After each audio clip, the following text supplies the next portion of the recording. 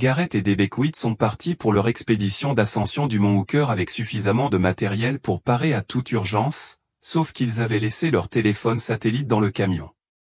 Lorsque le grimpeur expérimenté et sa fille de 19 ans ont manqué leur pointage prévu, ce simple détail a transformé une recherche de routine en le mystère le plus déconcertant du Wyoming.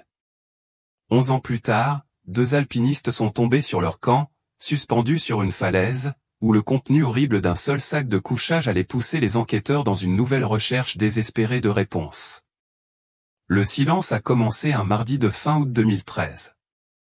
Ce n'était pas un silence soudain et alarmant, mais un silence lent et rampant qui s'est infiltré dans les coins de la maison familiale Beckwith dans le Wyoming. Marianne Beckwith attendait l'appel à 19 h. C'était l'heure convenue, celle que son mari, Garrett, avait exigée avant de partir en escalade avec leur fille de 19 ans, de là. Garrett, ingénieur de 45 ans, était un homme de système et de redondance, un planificateur méticuleux qui croyait que le chaos de la nature pouvait être géré avec suffisamment de prévoyance. Un enregistrement manqué ne faisait pas partie de son plan. À 19 h, Marianne se dit que ce n'était rien, une batterie de téléphone satellite à plat, une longueur difficile sur la paroi rocheuse qui avait pris plus de temps que prévu. Le mont Hooker n'était pas une randonnée facile. C'était une formidable bête de granit et de glace au cœur de la chaîne de Wind River, un endroit où les horaires n'étaient pas imposés. Elle s'activait, le café qu'elle avait préparé pour l'appel refroidissant sur le comptoir. La maison lui semblait trop grande, le bourdonnement familier du réfrigérateur et le tic-tac de l'horloge murale amplifiaient l'absence du seul son qu'elle attendait. Mercredi, le silence s'était installé. Marianne se surprit à faire les 100 pas, prenant son téléphone pour ne voir que le même écran vide. Elle relut le dernier message de Della, envoyé 4 jours plus tôt depuis le point de départ du sentier. Il était si vivant, si parfaitement inconscient, je commence l'approche, à dans quelques jours. Je t'aime. Ces mots, autrefois réconfortants, lui semblaient désormais un fantôme. Le partenaire d'escalade de Garrett, Alistair Finch, l'avait un jour décrit comme le grimpeur le plus sûr qu'il connaissait, un homme qui vérifiait ses nœuds 3 fois et planifiait toutes les éventualités. Le fait qu'il ait 2 jours de retard sans prévenir était non seulement inhabituel, mais constituait une violation de son propre code strict. L'angoisse tenace qui rongeait Marianne se transforma en une certitude froide et dure. Quelque chose n'allait pas. Peu après midi mercredi, les mains légèrement tremblantes, Marianne Beckwith composa le numéro du bureau du shérif du comté de Fremont.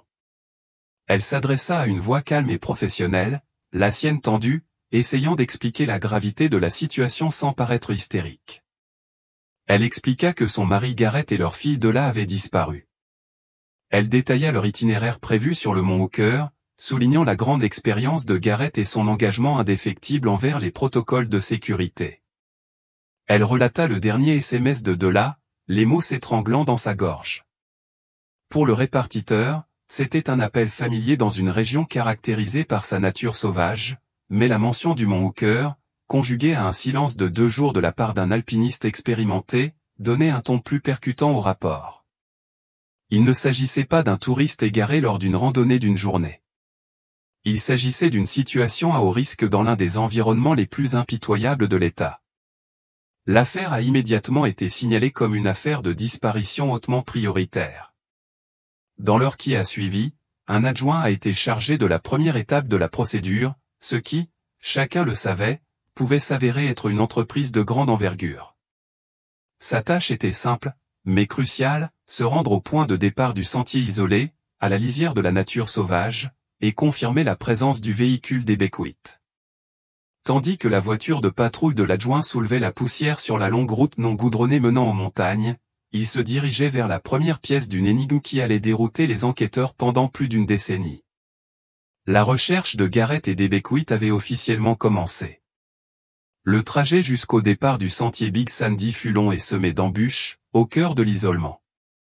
L'adjoint Miles Corbin, du bureau du shérif du comté de Fremont, sentait les derniers vestiges de civilisation disparaître à chaque kilomètre parcouru par sa voiture de patrouille sur le chemin de terre battue.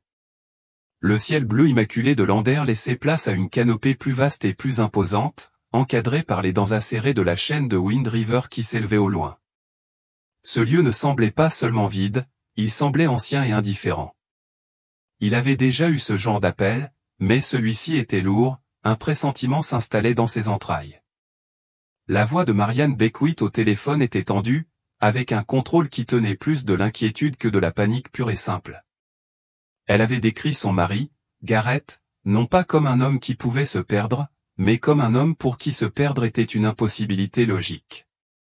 Les pneus de Corbin crissaient sur le gravier du parking du départ du sentier, une clairière clairsemée creusée dans la forêt de pins et de trembles. Seule une poignée de véhicules était disséminée. Il scruta le parking et son regard se posa sur un Ford F-150 vert foncé, dont la couleur était atténuée par une épaisse couche de poussière et de pollen de pin. Il correspondait parfaitement à la description.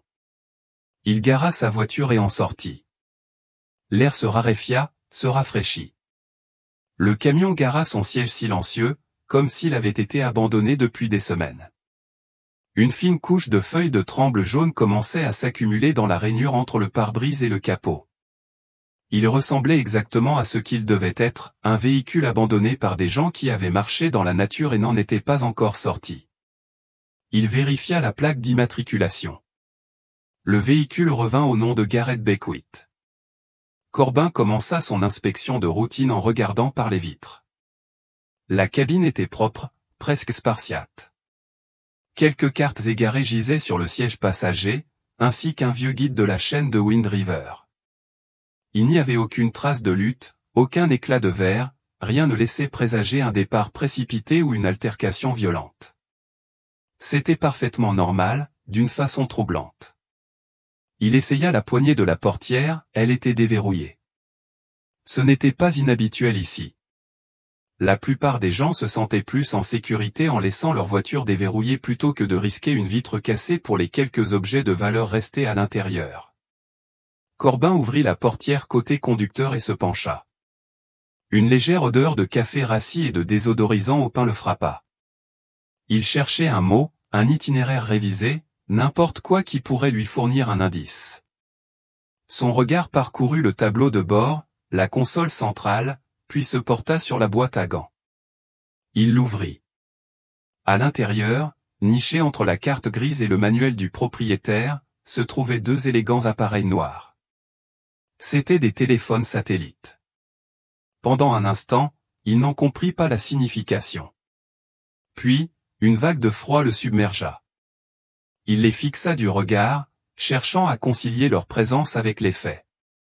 C'était la bouée de sauvetage, la seule technologie capable de surmonter l'absence notoire de réseau cellulaire dans la région. Pour un homme décrit comme un maniaque de la sécurité, un planificateur méticuleux entreprenant l'une des ascensions les plus difficiles de sa vie avec sa fille, les abandonner était impensable. Ce n'était pas un simple oubli. C'était une erreur catastrophique, une décision si fondamentalement en contradiction avec l'homme que Marianne Beckwith avait décrit qu'elle a plongé tout le récit dans le chaos. L'écran s'alluma instantanément, affichant une batterie pleine. L'autre était identique. Ils n'avaient pas été oubliés parce qu'ils étaient morts. Ils avaient simplement été abandonnés. Corbin alluma sa radio, la voix neutre, ne laissant rien paraître du choc qu'il ressentait. Il annonça la découverte du véhicule et relaya la découverte des téléphones. La réponse calme du central ne parvint guère à apaiser le malaise. Ce seul détail bouleversa complètement l'enquête. La théorie dominante d'un simple accident d'escalade, d'une chute, d'une blessure, semblait désormais insuffisante. C'était autre chose. Ce mystère commençait non pas sur les pentes dangereuses du mont Hooker, mais ici même, dans la cabine silencieuse et poussiéreuse de ce camion. En quelques heures, le point de départ du sentier s'est transformé en un poste de commandement animé. Les équipes de recherche et de sauvetage du comté de Fremont sont arrivées, suivies de véhicules transportant des bénévoles et du matériel. Des cartes étaient étalées sur les capots des pick-up. L'immense topographie du mont Hooker et de ses sommets environnants s'est réduite à un dédale vertigineux de courbes de niveau. Le commandant Assar, un homme au visage buriné par des décennies d'opérations en haute altitude, traça une vaste grille de recherche, son marqueur traçant les itinéraires probables et possibles que les Beckwith auraient pu emprunter. L'ambiance était professionnelle et pressante, mais un pessimisme sous-jacent était déjà présent. Chacun connaissait les probabilités. La chaîne de Wind River était un endroit capable d'engloutir des gens entiers, sans laisser derrière le moindre lacet. Les premiers vols commencèrent cet après-midi-là. Un hélicoptère de recherche décolla, ses rotors battant d'un bruit sourd et rythmé dans le silence immense de la montagne. Vu du ciel, l'ampleur du défi était saisissante. Le mont Hooker n'était pas un seul sommet, mais un massif complexe de parois de granit, de couloirs abrupts et de cirques ombragés qui s'étendaient sur des kilomètres. L'hélicoptère ressemblait à un minuscule insecte sur les parois rocheuses colossales. Les observateurs à bord scrutaient l'immensité grise et blanche, à la recherche d'une touche de couleur, d'une veste, d'une tente, d'un équipement, de tout ce qui n'y était pas. Ils ne virent rien. Le deuxième jour, les recherches s'intensifièrent, mais la montagne resta silencieuse. Des équipes au sol, composées de membres de la SR en pleine forme, parcoururent les sentiers balisés, criant les noms de Garrett et de là dans le vent, leurs appels engloutis par l'immensité des canyons. Ils ne trouvèrent rien. Puis le temps changea. Le ciel bleu vif du début de l'automne se transforma en un gris sombre et menaçant. La température s'effondra et un vent glacial se mit à hurler depuis les sommets. Ce qui avait commencé comme une pluie froide se transforma rapidement en grésil, puis en neige. La tempête, arrivée quelques semaines plus tôt que d'habitude, porta un coup dur aux recherches. L'hélicoptère fut immobilisé au sol pour une durée indéterminée. La roche glissante et dangereuse devint un piège mortel pour les équipes au sol, obligeant le commandant des opérations de recherche et de sauvetage à prendre la difficile décision de les retirer. Les recherches officielles furent paralysées. Alors que les efforts officiels s'enlisaient, une recherche officieuse commença. L'ancien partenaire d'escalade de Garrett, Alistair Finch, arriva au poste de commandement. C'était un homme nerveux d'une quarantaine d'années, avec l'intensité tranquille de quelqu'un ayant passé sa vie dans des environnements hostiles. Il écouta le rapport du commandant Sarr, le regard fixé sur la carte, l'air sombre. Il savait, comme les responsables, que les protocoles de recherche habituels pourraient ne pas suffire. Garrett était un artiste de la roche, connu pour son attrait pour les lignes obscures et difficiles, absentes des guides. Alistair passa quelques coups de fil. En une journée, un petit groupe d'élite de grimpeurs locaux s'était constitué. Ils n'étaient pas certifiés SARC, mais ils étaient experts sur ce terrain spécifique. Ils avaient apporté leurs propres cordes, leur propre matériel et une connaissance intime et intuitive de la montagne qu'aucune carte ne pouvait leur fournir. Alors que les équipes officielles s'étaient concentrées sur le probable, le groupe d'Alistair s'était concentré sur l'improbable. Ils ont épluché les vieux carnets d'escalade de Garrett, que Marianne leur avait apportés, à la recherche de notes ou d'aspirations. Ils ont ciblé des voies non répertoriées, des phases techniquement exigeantes et des murs isolés que les recherches officielles avaient jugés trop peu probables. Pendant des jours, ils repoussèrent leurs limites, grimpant dans un froid mordant, leur espoir s'amenuisant à chaque rebord vide et chaque paroi silencieuse. Eux non plus ne trouvaient rien. Pas un seul mousqueton, pas un brin de corde, pas une seule empreinte de pas. 10 jours plus tard, l'annonce officielle tombait. Sans nouvelle piste, sans aucun signe des Beckwith et avec l'arrivée imminente des conditions hivernales, l'opération de recherche à grande échelle était suspendue. Elle serait réduite à un statut limité et réactif. Le poste de commandement fut démantelé. Les camions s'éloignèrent, laissant le parking du départ du sentier presque vide une fois de plus. L'équipe d'Alistair, épuisée et vaincue, rangea son matériel en silence.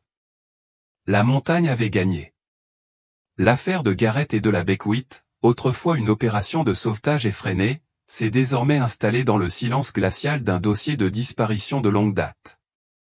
La nature avait retrouvé son silence, ne laissant derrière elle que l'image obsédante et inexplicable de 2 téléphones satellites chargés à bloc dans la boîte à gants d'un camion vert poussiéreux. Les années qui suivirent la suspension des recherches ne s'écoulèrent pas sans heurts. Elles s'écoulèrent avec une lenteur et une friction grinçantes, érodant l'espoir et durcissant le chagrin. Pour Marianne Beckwith, le temps devint un cercle plat. Chaque jour était une répétition du précédent, ancrée dans la même absence profonde. La maison de Lander, autrefois imprégné de l'énergie vibrante de sa fille et de la présence constante de son mari, est devenu un musée silencieux et méticuleusement préservé d'une vie brusquement interrompue. La chambre de Della est restée intacte, ses posters au mur, une pile de livres sur sa table de chevet. L'atelier de Gareth, dans le garage, témoignait silencieusement de son esprit ordonné, ses outils accrochés à leurs crochets, un projet à moitié terminé fixé à son établi. Déplacer quoi que ce soit était perçu comme une trahison, un aveu de non-retour, une concession que Marianne n'était pas encore prête à faire. Au sein de la communauté, l'histoire des Beckwith est progressivement passée du statut de tragédie brutale et immédiate à celui d'élément du folklore local. Elle est devenue un récit édifiant, une histoire de fantômes murmurés au départ des sentiers et dans les boutiques d'escalade.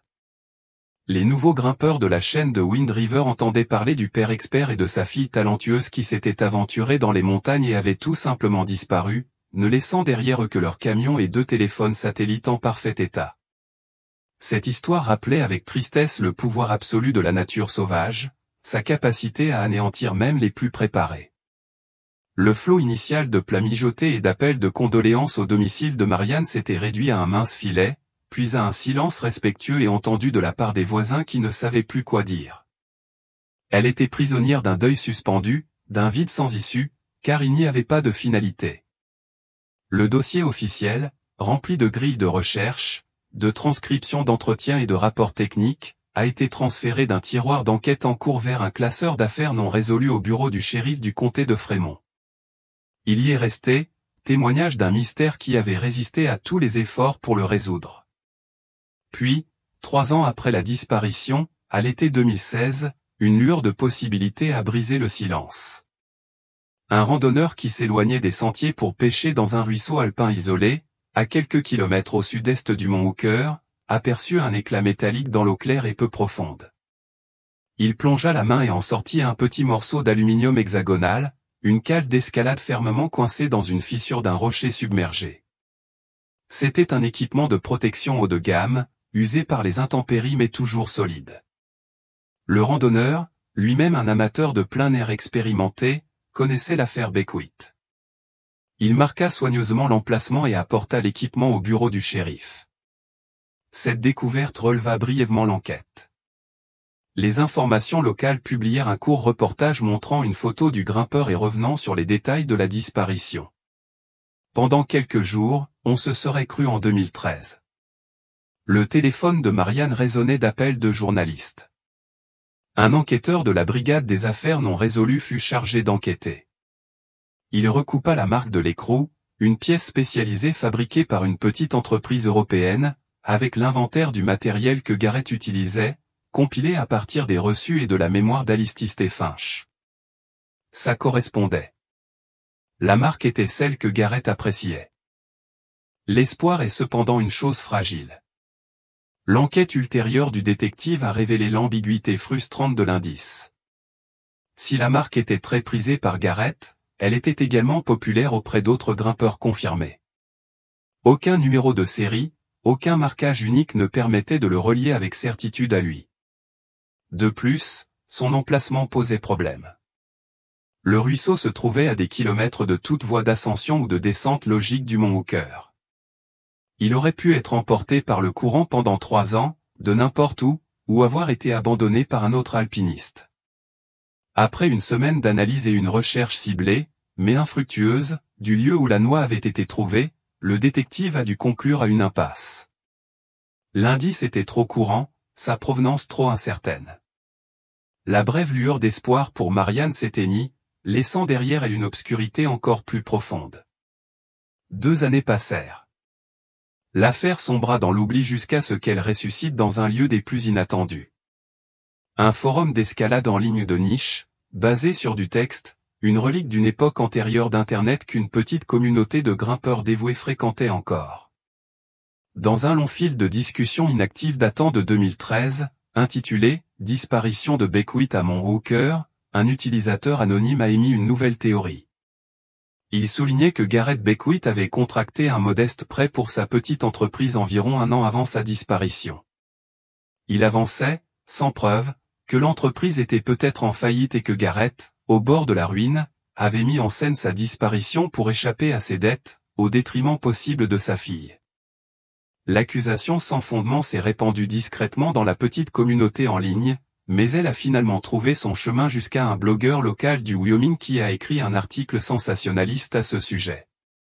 La rumeur née dans les recoins obscurs d'Internet était désormais un récit public qui ternissait la mémoire d'un homme incapable de se défendre. Pour Marianne, c'était une profonde offense. L'idée que Garrett ait pu être responsable de leur sort, qu'il ait pu faire du mal à Della, était d'une cruauté qu'elle avait du mal à comprendre. Le caractère public de la rumeur, bien qu'infondé, força la main de la cellule des affaires non résolues. Un détective fut une fois de plus chargé de décrypter le dossier Beckwith. Il passa une semaine à examiner méticuleusement la vie de Garrett, une tâche qui lui donna l'impression d'une intrusion dans la vie privée d'un défunt. Il a demandé à comparaître les relevés bancaires, les rapports de solvabilité et les documents de prêt du petit cabinet d'ingénierie que Garrett avait fondé. Le tableau financier qui en est ressorti n'était pas désespéré. L'entreprise était solvable, voire extrêmement rentable. Les remboursements du prêt étaient tous à jour. Garrett avait une assurance vie solide, mais elle n'avait rien d'extravagant, et Marianne en était l'unique bénéficiaire. Il n'y a eu aucun retrait important d'espèces, aucun actif liquidé, aucun signe d'un homme prévoyant de fuir. Après un examen approfondi, l'enquêteur a rédigé un dernier addendum au dossier. Le mobile financier de la disparition volontaire était infondé. La rumeur a été officiellement démentie, mais le mal était fait. Une autre piste d'enquête avait été explorée et s'était révélée être un terrain vague et stérile. L'affaire Beckwith était désormais plus froide que jamais. Elle était devenue un dossier de négation, une histoire définie par ce qu'elle n'était pas. Il n'y avait aucune preuve d'acte criminel, aucune preuve de disparition mise en scène, ni aucune preuve d'un simple accident. L'enquête était officiellement inactive. Un fantôme dans les archives du bureau du shérif. L'immensité silencieuse de la chaîne de Wind River recelait des secrets, et le mystère restait ancré dans ce fait exaspérant et inexplicable. 2 alpinistes s'étaient lancés à l'assaut d'une montagne dangereuse et avaient laissé leur seul espoir de secours, chargé à bloc, dans la boîte à gants de leur camion. 11 ans, c'est long. C'est assez long pour que le granit soit érodé par le vent et la glace, pour que les souvenirs s'adoucissent et s'estompent, et pour qu'une affaire classée soit ensevelie sous le poids de 1000 nouvelles. À la fin de l'été 2024, le mont Hooker demeurait aussi impassible et monumental que jamais. Ses secrets étaient cachés dans son cœur de pierre. L'histoire des Beckwith s'était estompée dans le bruit de fond des traditions du Wyoming. Mais la montagne n'en avait pas fini avec leur histoire. Chloé Vance et Ben Carter étaient des grimpeurs d'un genre différent de Garrett Beckwith. Ils appartenaient à une nouvelle génération, équipés d'un équipement ultra léger, de données météorologiques avancées sur leur téléphone et d'une soif de repousser les limites du possible. Ils ne recherchaient pas les voies classiques établies. C'étaient des artistes, et leur technique était la roche vierge. Leur objectif lors de ce voyage était d'établir une nouvelle voie, un mur abrupt et intimidant sur un versant moins fréquenté du mont Hooker. Une face connue pour sa difficulté technique et son absence de reliefs apparents. C'était le genre de projet qui n'offrait aucune renommée en dehors de leur petite communauté dévouée, seulement la pure satisfaction de tracer une nouvelle ligne sur la carte. Pendant 2 jours, ils avaient été immergés dans le monde vertical. Leur vie se résumait à un rythme de mouvement et d'immobilité, au frottement du métal sur la roche, au râle de leur propre respiration dans l'air raréfié, à la communication silencieuse des cordes tirées et à la compréhension mutuelle tacite de 2 êtres dont la vie dépendait l'un de l'autre. L'ascension fut difficile, plus exigeante que prévu. En fin d'après-midi du 3e jour, alors que le soleil commençait sa lente descente vers l'horizon ouest, ils étaient épuisés et cherchaient un endroit où installer leur propre portail pour la nuit. Ce fut Ben qui le vit le premier. Il menait la longueur, le corps plaqué contre le granit froid, cherchant la prochaine prise. Il s'arrêta, plissant les yeux. À une quinzaine de mètres sur sa gauche, et légèrement au-dessus de lui, un éclat métallique brillait. C'était un support de boulon, rouillé mais reconnaissable entre mille, percé dans la roche. Il était vieux. Il appela Chloé, sa voix légèrement étouffée par le vent. Il avait trouvé un éclair. Chloé, ancrée en contrebas, scruta le mur. Cela n'avait aucun sens. Ce visage était censé être un territoire vierge.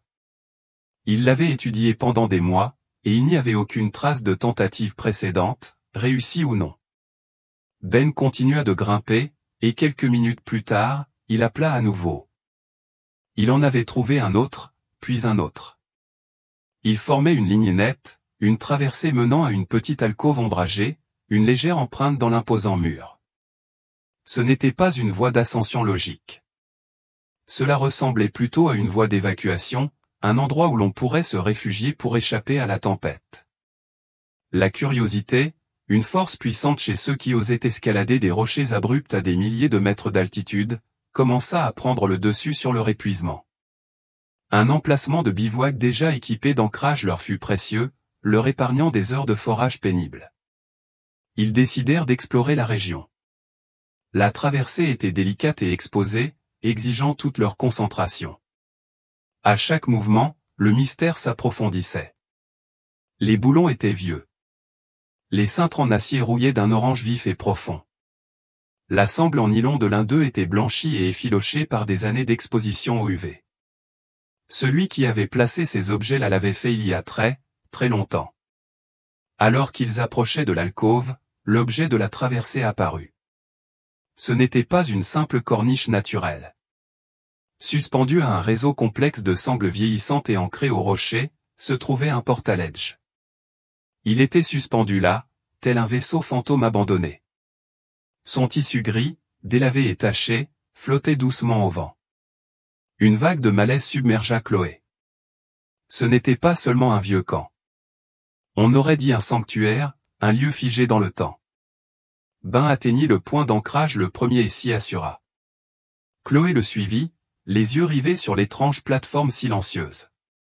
Lorsqu'elle s'installa enfin à côté de lui, ils se contentèrent de fixer le sol, le vent étant le seul bruit.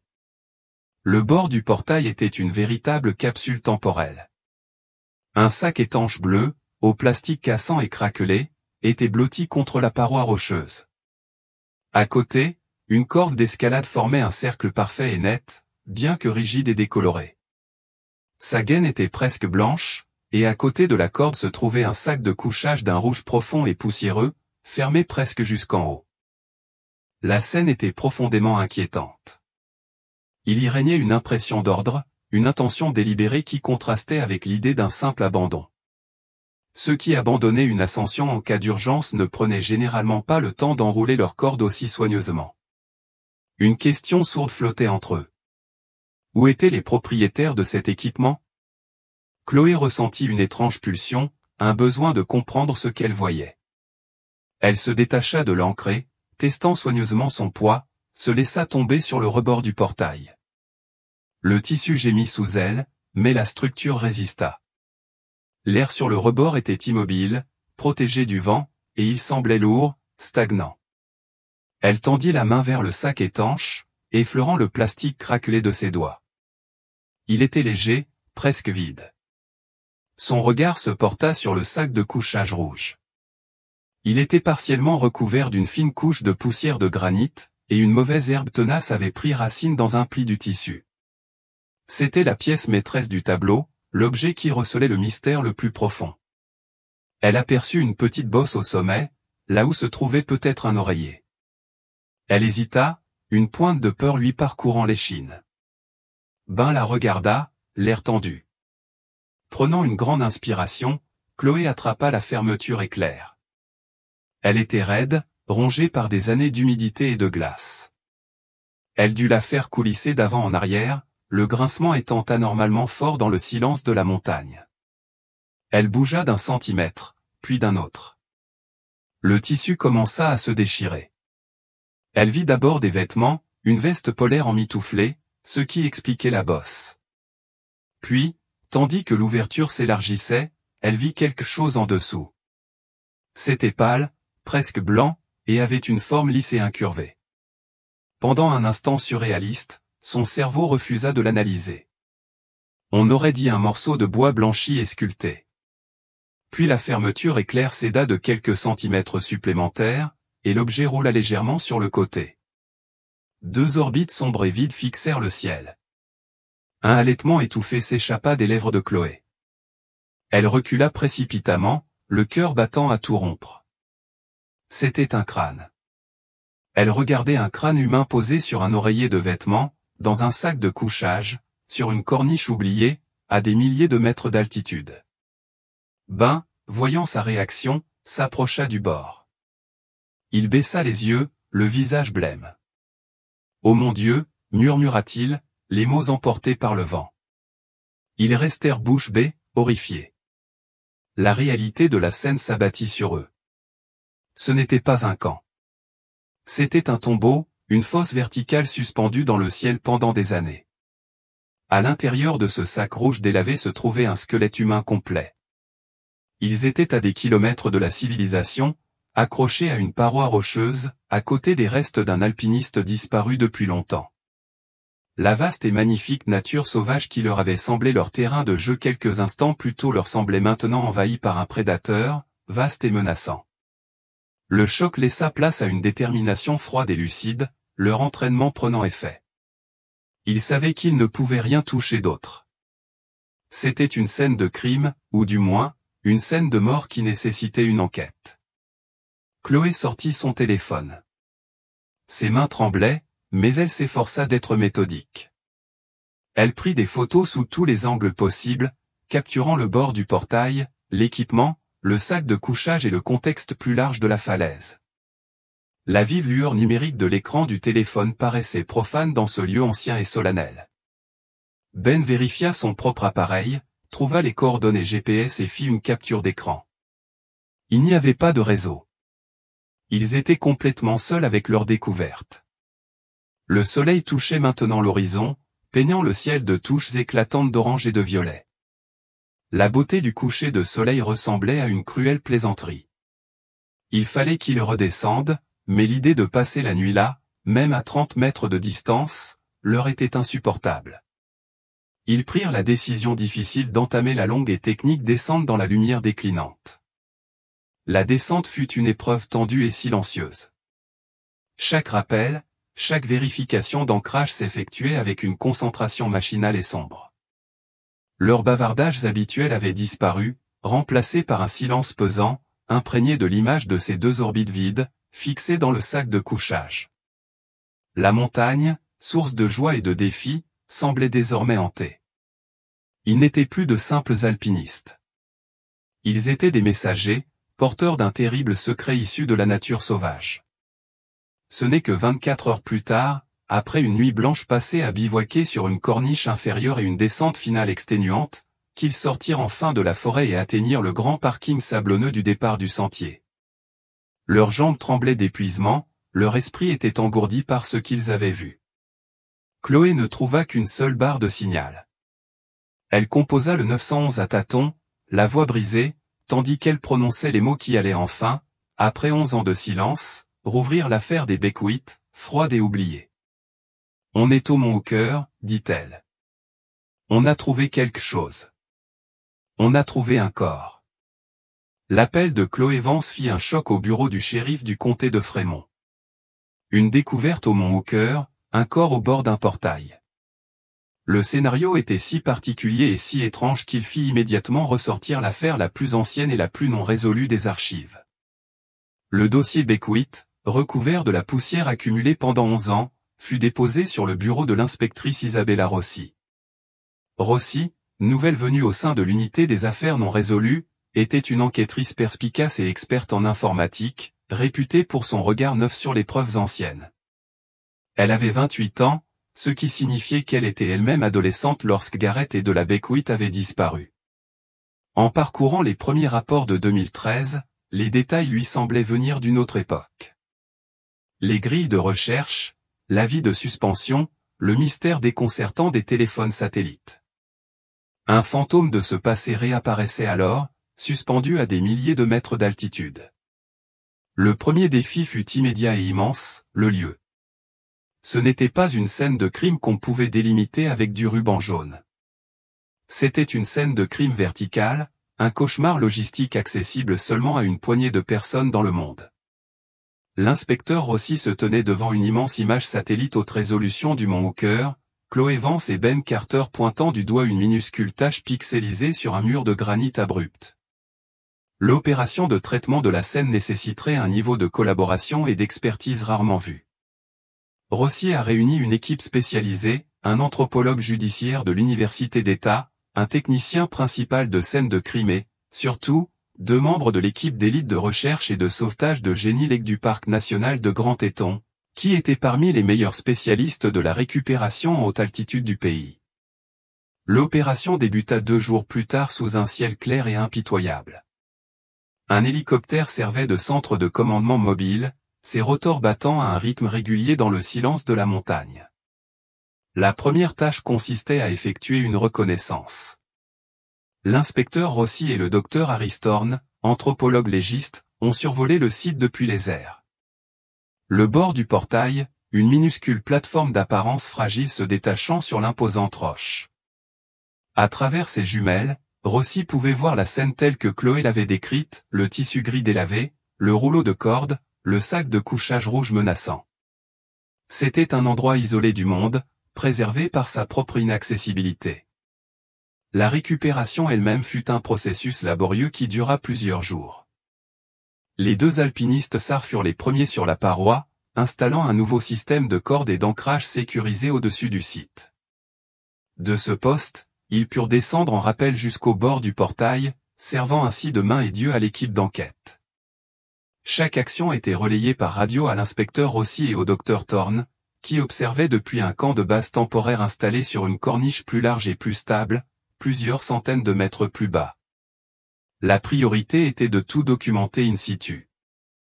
Les grimpeurs, équipés de caméras corporelles, se déplaçaient avec la précision d'un chirurgien. Ils photographiaient le bord du portail sous tous les angles. Ils prenaient des gros plans des nœuds, des sangles, de la disposition du matériel. Le technicien de la scène de crime qui regardait le flux en direct leur a donné des instructions, leur demandant de mesurer la distance entre les objets, de vérifier tout objet non lié à l'escalade, de rechercher tout ce qui semblait déplacé. L'inventaire du matériel a constitué le premier indice. Les marques et modèles des mousquetons, des cames et des cordes ont été méticuleusement répertoriés. Un rapide recoupement avec le dossier de 2013 l'a confirmé. Il s'agissait bien de l'équipement de Garrett et de la Beckwith. Un objet brillait par son absence, le harnais d'escalade personnel de Garrett. Celui de Dela était là, emmitouflé avec d'autres affaires, mais le sien avait disparu. C'était un détail significatif, suggérant qu'il avait quitté la corniche avec ce harnais. Ensuite, ils ont tourné leur attention vers le sac de couchage rouge. Les grimpeurs ont remarqué quelque chose que Chloé et Ben avaient manqué sous le choc, le sac n'était pas simplement posé sur la plateforme, mais bien fixé au portique par 2 courts cordons d'accessoires noués avec un nœud d'escalade. Il s'agissait d'un acte conscient. Ce n'était pas un arrangement temporaire. Il visait à garantir que le sac de couchage et son occupant ne soient pas délogés par les vents violents qui balayaient régulièrement la falaise. C'était un acte de protection, de préservation. Une fois la documentation terminée, la phase la plus délicate commença, la récupération des restes. Le docteur Thorne guida les alpinistes par radio tout au long de l'opération. Le squelette, blanchi par 11 années de soleil et de vent, était incroyablement fragile. Les grimpeurs ont soigneusement coupé la sangle qui fixait le sac de couchage, puis ont délicatement manœuvré le sac dans un conteneur de récupération rigide spécialement conçu, descendu d'en haut. Le sac étanche bleu et la corde enroulée ont été récupérés séparément. Le bord du portail a ensuite été minutieusement démonté. Chaque sangle et chaque poteau ont été étiquetés et emballés. Enfin, l'hélicoptère a effectué une série de levages à la palangre époustouflant, transportant les précieuses preuves de la paroi de la falaise jusqu'à une zone de rassemblement dans la vallée en contrebas. De retour dans l'environnement contrôlé du laboratoire criminel de l'État, l'enquête s'est poursuivie. Le contenu du sac étanche bleu a été examiné, ainsi qu'un filtre à eau, une petite trousse de premiers secours presque vide et plusieurs sachets de repas lyophilisés vides. Il n'y avait aucun journal, aucune note, aucun message final. L'attention se porta alors sur les restes. le docteur Thorne commença son examen méthodique. Les dossiers dentaires furent acheminés par avion par le dentiste de la famille Beckwith. En quelques heures, il a pu l'identifier avec certitude, le squelette retrouvé sur le portail était celui de Della Beckwith, 19 ans. Alors que le docteur Thorne poursuivait ses travaux, il fit la découverte qui allait enfin fournir une explication concrète à la scène sur le rebord. En examinant les os de la jambe, il découvrit une fracture grave et complexe du tibia droit. La fracture était catastrophique, une fracture en spirale avec des signes de déplacement importants. Il expliqua à l'inspecteur aussi qu'une telle blessure aurait été atrocement douloureuse et totalement immobilisante. Della n'aurait jamais pu s'appuyer sur cette jambe, et encore moins effectuer les mouvements athlétiques complexes nécessaires à la descente d'une paroi rocheuse technique. Elle avait été piégée. L'épreuve dressait désormais un tableau clair et déchirant. Della avait subi un terrible accident, une chute qui lui avait brisé la jambe. Garrett, son père expérimenté, avait fait tout ce qu'il pouvait. Il avait établi un campement sécurisé sur la corniche la plus protégée qu'il avait pu trouver. Il avait placé sa fille blessée dans le sac de couchage, l'avait attachée à la plateforme pour la protéger et lui avait laissé le reste de leurs provisions. Puis, muni de son propre harnais, il était parti, sans doute pour entreprendre une mission solitaire désespérée afin d'aller chercher de l'aide. La scène au bord du portail n'était pas une scène de crime au sens traditionnel du terme. C'était l'épicentre d'une tragédie. Elle répondait à la question de savoir ce qui était arrivé à Della, mais, ce faisant, elle approfondissait le mystère de son père. Où était passé Garrett? Il avait quitté ce rebord pour s'enfoncer dans la vaste étendue sauvage et impitoyable, et avait disparu aussi complètement que s'il avait mis le pied dans le ciel lui-même. L'enquête avait permis de retrouver l'un des Beckwith, mais il fallait maintenant relancer les recherches pour retrouver l'autre. Le sort de Della Beckwith étant désormais élucidé, l'enquête se concentra entièrement sur son père. Garrett Beckwith n'était plus seulement un disparu. C'était un homme dont le destin était connu et dont le destin était désespéré et tragique. L'inspecteur Rossi convoqua l'équipe S et Alistair Finch, l'ancien partenaire d'escalade de Garrett, arrivé en avion dès qu'il apprit la nouvelle. Il se tenait autour d'une immense carte topographique haute résolution étalée sur une table, le site du portaledge étant indiqué par une simple épingle rouge. La question n'était plus de savoir où ils étaient, mais où l'un d'eux était allé. Il aurait essayé la descente la plus directe, dit Alistair, son doigt traçant une série de ravins et de corniches abruptes sur la carte, juste en dessous du repère. Il était contre la montre, la blessure de Della, la météo. Il n'aurait pas pensé à une descente sûre et facile. Il aurait pensé à la vitesse. Fort de cette expertise, Rossi autorisa une nouvelle recherche très ciblée. Il ne s'agissait pas de la vaste opération de 2013, basée sur un quadrillage, mais d'une recherche médico-légale axée sur le chemin logique et probablement périlleux qu'emprunterait un alpiniste solitaire en situation de vie ou de mort. L'équipe, composée à nouveau de grimpeurs SAR d'élite, a commencé son travail au niveau des ancrages vides du bord du portail et a commencé à descendre en rappel, leurs yeux scrutant chaque fissure et chaque rebord à la recherche de tout signe qu'un homme était passé par là 11 ans auparavant. Pendant 2 jours, ils ne trouvaient rien. La roche était propre, balayée par une décennie de tempêtes. Puis, le 3e jour, un chercheur fit une découverte. À environ 150 mètres directement en contrebas du camp, niché dans un étroit ravin sillonné d'eau, il trouva un seul point d'ancrage d'escalade, un piton enfoncé profondément dans une fissure capillaire. C'était un équipement ancien, du genre qu'un grimpeur n'utilisait que lorsqu'il n'y avait aucune autre forme de protection. Il correspondait à l'époque du matériel récupéré dans le portail. Une vague d'excitation parcourut le poste de commandement. C'était ça. C'était le chemin de Garrett. Il était déjà passé par là. Le piton marquait sa descente. L'espoir grandissait qu'on le retrouverait à proximité, peut-être au pied d'un rappel difficile. L'équipe de recherche redoubla d'efforts, ratissant méticuleusement le ravin et les éboulis en contrebas. Ils passèrent une autre journée entière à ratisser la zone, leur optimisme s'évaporant peu à peu avec le coucher du soleil. Le piton ne menait nulle part. C'était un indice isolé dans un océan de granit. Au-delà, aucun autre signe de son passage. Pas de mousqueton tombé, pas de vêtements déchirés, rien. C'était une autre impasse frustrante, une seule phrase d'une histoire dont la dernière page était arrachée. Les recherches officielles furent une fois de plus interrompues. Le mystère des derniers instants de Garrett demeure enfermé par la montagne.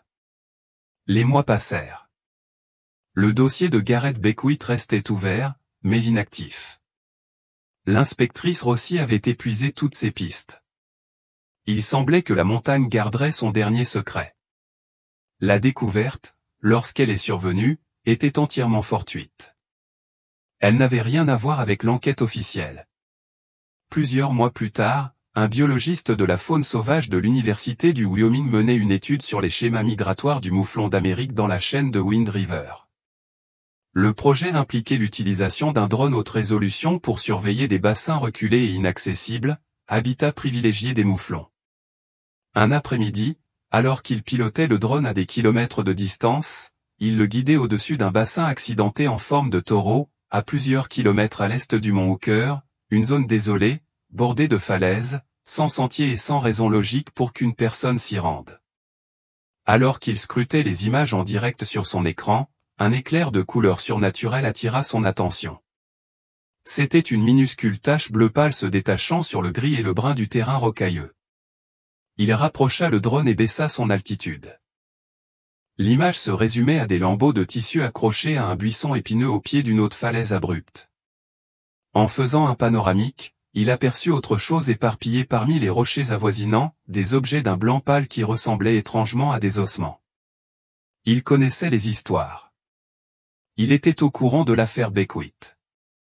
Il a soigneusement sauvegardé les données GPS et les journaux de vol du drone et a immédiatement contacté le bureau du shérif du comté de Fremont. L'inspectrice Rossi ressentit une poussée d'adrénaline familière. Elle dépêcha une équipe, dont elle-même et le docteur Iris Thorne, par hélicoptère aux coordonnées fournies par le biologiste. Atterrir à proximité était impossible, l'équipe a donc dû être descendue dans le bassin à l'aide d'une longue corde. Dès que leurs pieds ont touché le sol, ils ont compris que le bassin était un piège naturel, entouré sur 3 côtés de falaises infranchissables. Le paysage était sinistre. 11 années de conditions climatiques difficiles et d'activité animale avaient laissé des traces. Les vestiges étaient dispersés, fragmentés. Le tissu bleu en lambeaux provenait d'un coupe-vent, dont la matière était pourrie et fragile. Le docteur Thorne a entamé le lent et pénible travail de récupération. Il est immédiatement apparu qu'une identification ADN complète à partir des fragments osseux dégradés serait difficile, voire impossible. Les restes étaient cependant compatibles avec ceux d'un homme adulte de la taille et de la corpulence de Garrett. Pendant un instant, il sembla qu'un lien définitif leur échappait, laissant le sort de Garrett dans une incertitude perpétuelle. Puis, un membre de l'équipe de récupération, fouillant le sol près de l'endroit où les plus gros fragments osseux avaient été retrouvés, aperçut un éclat métallique. Ce n'était pas du matériel d'escalade. Il épousseta soigneusement la terre pour révéler une petite plaque de titane à la forme unique, du type utilisé en chirurgie maxillofaciale. Elle était tordue et rayée, mais intacte. L'inspectrice Rossi sentit son cœur s'accélérer. Elle se souvint d'un détail de son premier examen du dossier, une phrase de l'interrogatoire initial de Marianne Beckwith. Elle avait mentionné que Garrett s'était fracassé la mâchoire dans un accident de vélo une quinzaine d'années auparavant et avait dû subir une intervention chirurgicale lourde. Rossi passa un appel. En quelques heures, les anciens dossiers dentaires et chirurgicaux de Garrett étaient faxés au bureau du médecin légiste. Ils comprenaient des schémas détaillés et les spécifications de la plaque de titane utilisée pour reconstruire sa mâchoire. Le lendemain après-midi, la confirmation arriva. La plaque trouvée dans le bassin isolé correspondait parfaitement. Aucun doute. 11 ans plus tard, Garrett Beckwith avait été retrouvé. Sa dernière demeure ne se trouvait pas au pied d'une voie d'escalade, mais à des kilomètres de là, au pied d'une falaise qu'il n'avait probablement jamais eu l'intention d'escalader. L'endroit racontait le dernier chapitre tragique de son histoire. Il n'était pas seulement tombé, il s'était profondément perdu. Dans sa course désespérée contre la montre, probablement désorienté par une blessure, le temps ou l'obscurité, il s'était éloigné du chemin logique de la descente, aboutissant dans une zone sauvage d'où il n'y avait aucune issue. Ces derniers instants ne furent pas un risque calculé, mais une erreur fatale, fruit du désespoir et de l'amour. La découverte des restes de Gareth Beckwith mit un terme à cette longue et pénible recherche, mais ne permit pas une conclusion simple. Elle offrit plutôt une théorie, élaborée à partir d'os fracturés, d'un python rouillé et du témoignage silencieux d'une tombe verticale. La conclusion officielle du rapport final de l'inspectrice Isabella Rossi était celle d'une succession de tragédies, une histoire d'amour et de désespoir se déroulant sur une scène de granit impitoyable. La théorie dominante, acceptée par les enquêteurs et par Marianne Beckwith elle-même, était aussi logique que déchirante. L'histoire a commencé par un faux pas sur le rocher, un moment de malchance qui a causé une grave fracture à la jambe de Della. Dès lors, leur ambitieuse aventure d'escalade s'est transformée en une lutte désespérée pour la survie. Gareth, le planificateur méticuleux, a tout fait comme il le fallait. Il a établi un campement sécurisé sur le Portaledge, une véritable forteresse contre les éléments. Il stabilisa la blessure de sa fille du mieux qu'il put, la plaça dans le sac de couchage pour la protéger du vent et du froid mordant, et l'attacha consciencieusement à la plateforme, geste paternel qui garantissait la sécurité de son enfant pendant son absence. Il la laissa avec leurs provisions, un maigre réconfort dans une situation impossible. Puis, muni de son harnais et n'emportant que le strict nécessaire, il se lança seul à la recherche de secours. Une descente qu'il savait périlleuse. Son chemin, marqué par ce python solitaire, témoignait de son intention initiale. Mais quelque part dans les ravins et les corniches périlleuses en contrebas, quelque chose tourna mal. Peut-être était-ce la tempête qui approchait qui avait contrarié les recherches initiales. Un voile blanc soudain avait effacé le paysage et son sens de l'orientation. Peut-être était-ce une petite glissade, une blessure mineure qui aggravait ses problèmes. Ou peut-être était-ce simplement l'immensité et la désorientation de la nature sauvage. Perdu et probablement en hypothermie, il avait erré à des kilomètres de sa route, aboutissant dans l'inévitable bassin, où il succomba finalement à une chute mortelle. À des kilomètres de là, sur la falaise, Della attendait. Elle aurait regardé les nuages s'amonceler, son espoir s'amenuisant avec la lumière déclinante, jusqu'à ce qu'elle succombe elle aussi à ses blessures et au froid implacable. C'était une histoire sans méchant, une véritable tempête de malchance et d'indifférence brutale de la nature. Pourtant, malgré ce récit, une question subsistait, en suspens comme une corde sensible. C'était la question qui hantait l'affaire depuis le premier jour, le détail qui la transformait d'une simple tragédie en un profond mystère.